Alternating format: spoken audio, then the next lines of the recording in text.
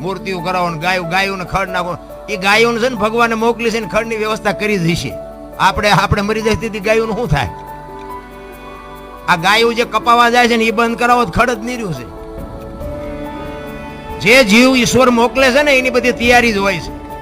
તમારો અને મારો માના ઉદરમાં વિકાસ થતો હોય જન્મ થયા પહેલા બધી વ્યવસ્થા હોય છે. દૂધની વ્યવસ્થા કરી દે, પથારીની વ્યવસ્થા કરી દે, લાલન પાલન કરનારી બધું તૈયાર જ છે. અને 60-80 વર્ષ જીવો અને મરી જાવ ને એ મરી ગયા પહેલા લાકડા તૈયાર છે, ઉપાડનારા તૈયાર છે, ગોઠવનારા તૈયાર છે, દિવાળી મૂકનારા તૈયાર છે, ઘોંકા મારનારા તૈયાર છે. તો પહેલી ને છેલ્લી બે તૈયારી હશે તો વટલી તૈયારી નહીં કરી રાખી હોય. પણ આ હું કરું આમાં જેટલાય કહેતા છે આ એમ કર્યું.